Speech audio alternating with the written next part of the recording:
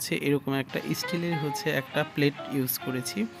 এখানে দেখো আমার সসটা এখানে দেওয়ার পরে দেখা যাইতেছে যে সসটাও এখন হয়ে গেছে। দেখো তোমরা দেখতেই পাচ্ছ যে সসটা হয়ে গিয়েছে। এখন এই ক্ষেত্রে হচ্ছে আমি তোমার এখানে কর্নফ্লাওয়ার ব্যবহার করব। কর্নফ্লাওয়ার ব্যবহারের একটাই কারণ হচ্ছে তোমার সসের ভিতরে এক্সট্রা পানি না চলে আসে, এই জন্য এখানে 2 চামচ কর্নফ্লাওয়ার নিয়ে নিয়েছি।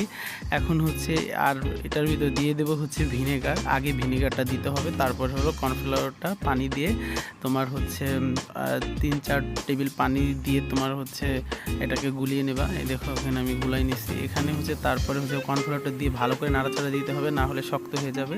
কর্নফ্লাওয়ারটা দেওয়ার একটাই কারণ হচ্ছে যে এখানে যেন পানি উপরে একটা পানি পানি ভাব যেন চলে না আসে, তখনই বুঝতে পারো হয়ে গেছে। আর যে আমার ফাইনাল লুক দেখো, আমার সসটা রেডি। এটা দিয়ে তোমরা বাইরে তোমরা হচ্ছে 15 থেকে 20 দিন ফ্রিজে 1 থেকে 2 মাস সংগ্রহ করতে পারো। দেখো আমার সসটা কত সুন্দর হয়েছে। সবাই ভালো থাকে। নতুন ভিডিও পেতে সবাই আমার চ্যানেলে ফলো দাও।